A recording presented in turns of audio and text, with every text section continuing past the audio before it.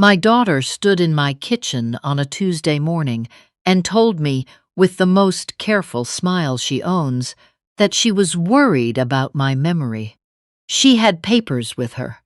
A ballpoint pen placed neatly on top, cap already off. The form was titled in plain language, Continuing Power of Attorney for Property, and my name was already typed into the first line, above the signature box left very deliberately blank. "It's just a precaution, Mum," she said.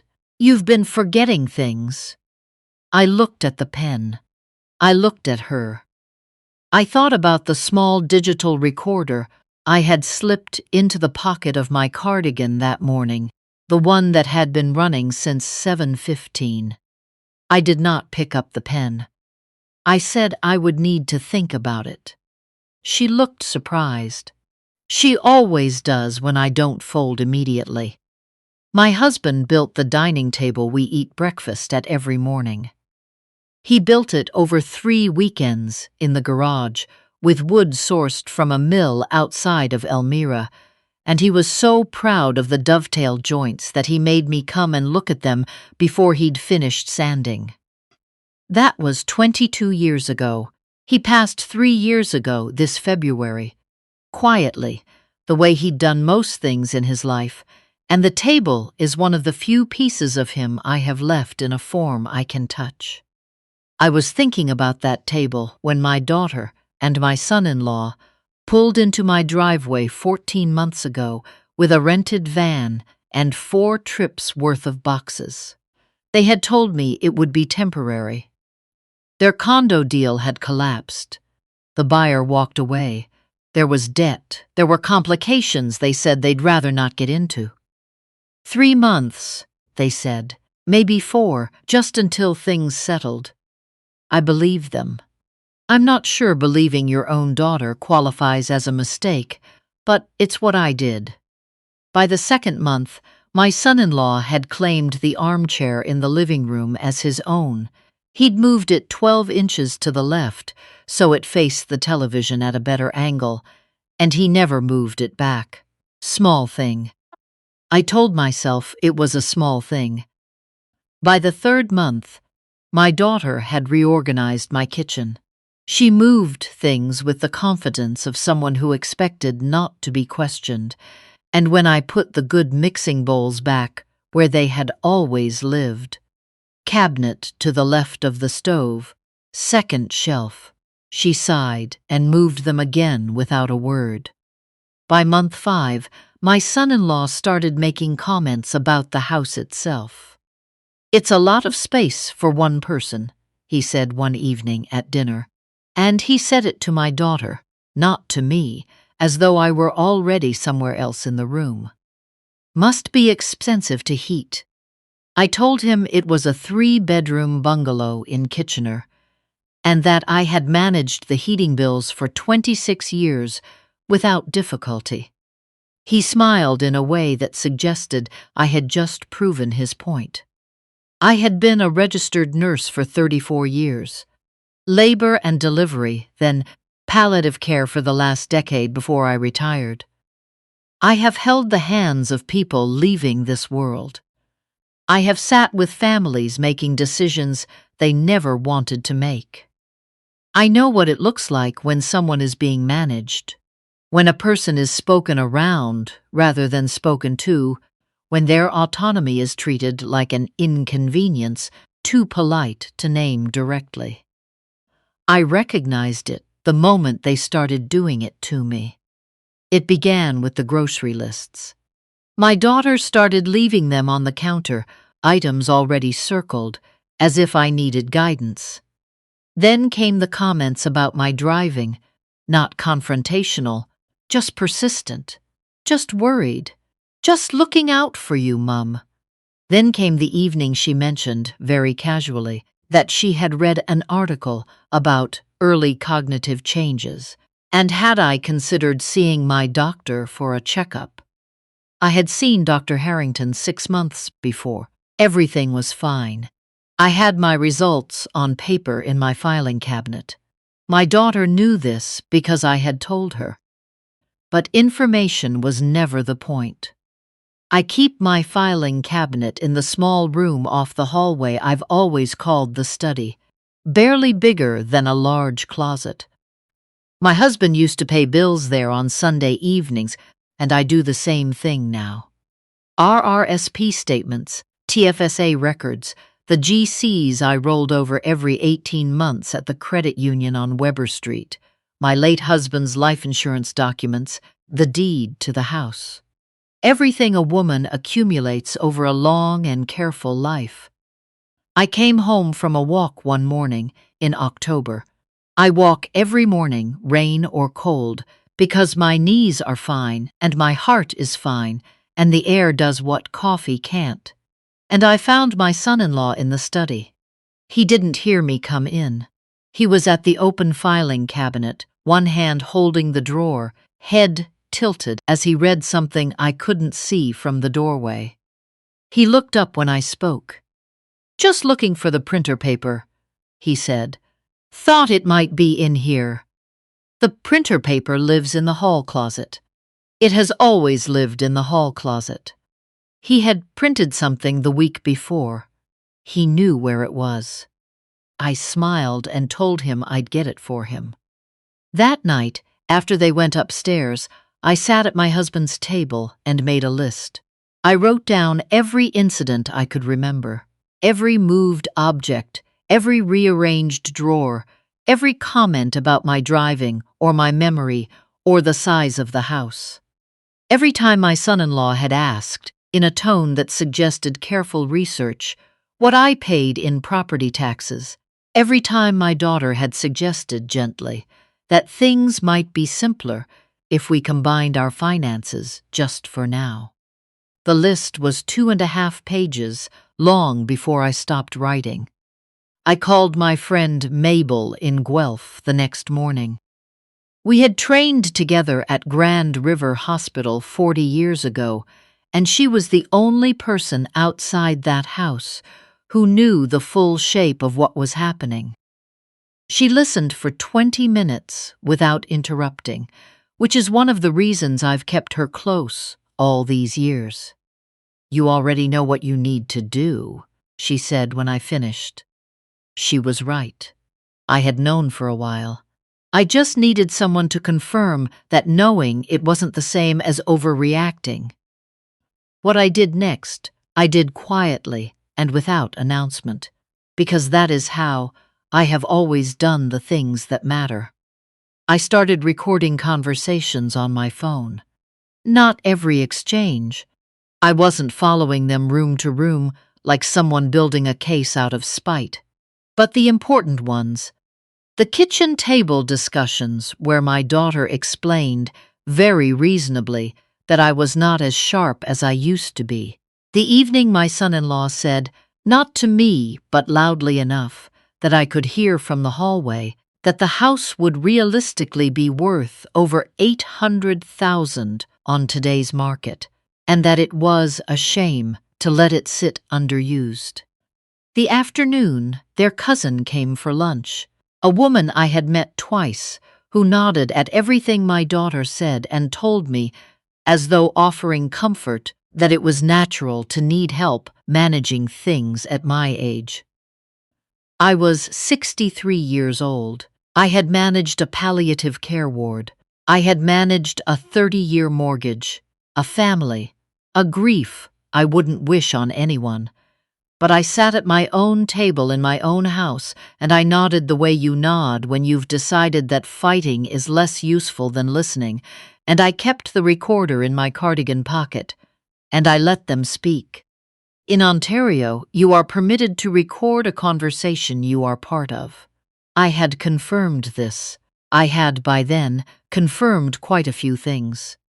The garage happened on a Saturday in December, when the cold had come down hard and the light was already going by 4 in the afternoon. I came back from the credit union. I had been quietly moving my GICs to an account at a different institution under my name alone, because there are some preparations that have nothing to do with drama, and I found my son-in-law in the garage. He had moved my husband's workbench to one side. Not dismantled it, not yet, but pushed it against the wall as though it had no particular claim to where it stood. Boxes of tools were stacked in the corner. The small wooden cabinet my husband had built to hold his chisels. The one with the hand-painted label in his careful block printing was sitting on top of a blue recycling bin, as though it were waiting to be taken out with the bins on Thursday. I stood in the doorway. My son-in-law turned around. He looked neither guilty nor apologetic. He looked like a man rearranging his own belongings. "We need room for the kayaks," he said. "We can put his things in the shed." His things. I want to be precise about what those words did to me, because imprecision would be unfair to my husband. He was not things. He was a man who spent 40 years in sheet metal fabrication and taught himself woodworking on weekends because he said it reminded him that something made with care could outlast the person who made it. He built the dining table. He built a toy chest for our granddaughter. He built the cabinet my son-in-law had placed on top of a recycling bin. I walked over and I picked the cabinet up. I carried it inside to the study, and I set it on the desk. My hands were not entirely steady, but my face was. My daughter appeared in the hallway when I came back out. "Mum," she said, "it's just old stuff. We need the space. You're not using the garage anyway." I looked at her for a long moment. She was wearing her reasonable face, the one she uses when she's decided that what she wants is simply what makes sense. "This is my house," I said. She made a small sound, not quite a laugh, and said, "No one's saying it's not, Mum. We're only trying to help you manage it." I went back inside. I sat at the table. I put my hand on the wood and felt the grain under my palm, smooth from years of meals and homework and Sunday newspapers. Solid in the way he had built things to be solid.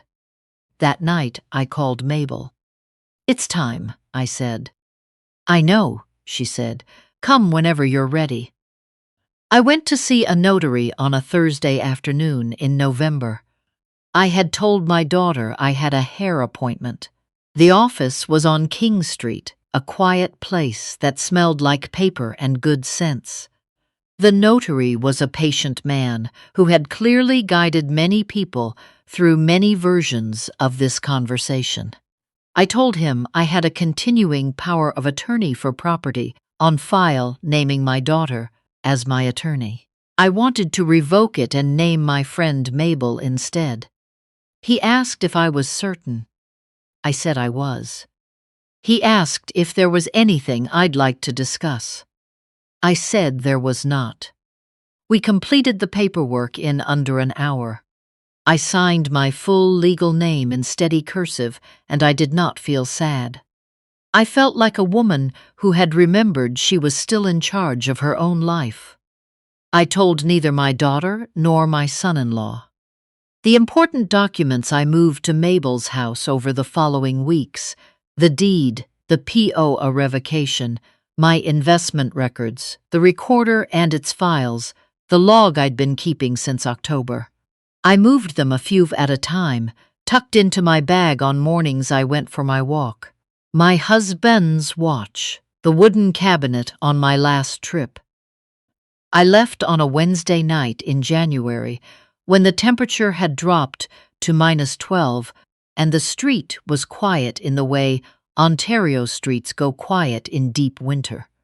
Muffled, like the cold has wrapped the whole neighborhood in something soft and told it to rest. I packed over the course of 4 days, a few things at a time, nothing that would draw attention. I did not write a long note. There was nothing left to explain that my actions had not already said more clearly than words. I wrote, "I've gone somewhere quiet. Please don't contact me. A letter will arrive from my notary's office within the week." I placed it in the center of the kitchen table. I locked the door. I drove to Guelph in the dark, with the heat running and the radio off, and I drove it like a woman who knew exactly where she was going, because I did. Mabel made tea when I arrived, and we sat at her kitchen table and didn't say very much for a while. That is the gift of a 40-year friendship. You don't have to perform being okay for someone who already knows you well enough to see through it. I was okay. That surprised me a little. I had expected something to break loose when I finally left. Some guilt, some second-guessing, some voice that said I had been too hard or acted too soon. Instead, there was something quieter than any of that. A clarity. The particular piece of a woman who had spent 14 months watching her home become unrecognizable, and had finally, calmly, taken it back. The notary sent the letter to the house on Thursday. I know this because my daughter called that evening. I let it go to voicemail. Her voice in the message was different from the careful, managed voice she used in person. It was higher and faster and stripped of its patience. "Mum, there's been a letter, and I don't understand what this means. Please call me back." My son-in-law's message came 20 minutes later. He used words like legally complicated, and this isn't how these things work, and you need to speak to us before doing anything else. He said it firmly, the way he said most things, as if firmness alone could rearrange facts. I listened to both messages once and then forwarded them, along with the recordings and the written log, to the notary and to the advisor I had spoken with at the office of the Public Guardian and Trustee of Ontario the month before. Those recordings, my son-in-law discussing the market value of the house my husband built our life in, my daughter telling her cousin that I was no longer managing well. The afternoon they brought the POA form to my kitchen and placed an uncapped pen on top of it, constituted a formal record of financial elder abuse under Ontario's legal framework. I did not call my daughter back that evening. I didn't call her back the next day either. What I will tell you about the legal process is simply this. It moved slowly, and then all at once, the way these things do when the paperwork is in order. The revoked POA was airtight. The recordings were clear. My daughter and my son-in-law received formal correspondence from the appropriate office, outlining their status as occupants of a property to which they held no legal claim, and for which no tenancy agreement had ever existed. They were given proper notice, in accordance with Ontario law. My daughter called 3 more times over the following weeks. I answered once. Her voice, when I picked up, was not the management voice or the careful voice. It was something younger than both of those, something that reminded me, for a moment, of the child she had been before she learned that the people who love you can be leaned on until they give way. "Did you really do this?" she asked. I let the question sit for a moment. "No," I said. "You did. The moment you brought a form to my kitchen table with my name already on it. The moment your husband moved my husband's cabinet to a recycling bin and called his tools his things. Every time you told someone I was losing my memory when my memory is perfectly fine." She started to speak. I kept going. "I didn't take anything from you," I said. "You were never owed my house or my savings or my signature. I gave you a place to stay when you needed one. That was love. What you did with it, that was something else." A pause. Then, "We're going to lose the deposit on the apartment." Not an apology, a complaint even then. "I'm sorry to hear that," I said. And then gently I ended the call. I moved back into my house in late February, When the worst of the winter had passed and the light had begun its slow return the way it does in Ontario, carefully at first, then suddenly generous, Mabel drove with me. We stopped at a bakery in Fergus on the way and had coffee and talked about things that had nothing to do with any of this. And it was the most ordinary and welcome morning I could remember in over a year. The house was quieter than I'd left it. A few pieces of furniture were gone. Things they'd brought that I had forgotten belonged to them. Some other things were missing that had been mine, and those conversations would happen through proper channels, not across my kitchen doorway. I had been advised to document and photograph everything before I left, and I had. My husband's dining table was still there. Of course it was. It's a solid piece of work, built to last by a man who believed in lasting. It would outlast all of us. I set my bag down. I walked through each room slowly, not checking for damage, but reclaiming the space. Letting it understand again that it was mine, that I was home, and that those two things had been true even through the months when certain people had worked very carefully to make me doubt them. I hung my coat on the hook by the door where it has always hung. I put the kettle on. I brought the wooden cabinet back from Mabel's car and placed it in the study, on the desk, where it will stay. There are women sitting right now in the middle of what I sat in the middle of. That particular kind of pressure that doesn't arrive announcing itself as pressure, that wears the face of concern and comes with reasonable voices and carefully worded forms. Women who have been told they are confused, that they are overreacting, that wanting dignity in their own homes is the same thing as being difficult. I spent 34 years as a nurse. I know what care looks like. I know what it feels like to sit with someone in genuine vulnerability and hold that gently without taking from it. What happened in my house was not care. And I am grateful.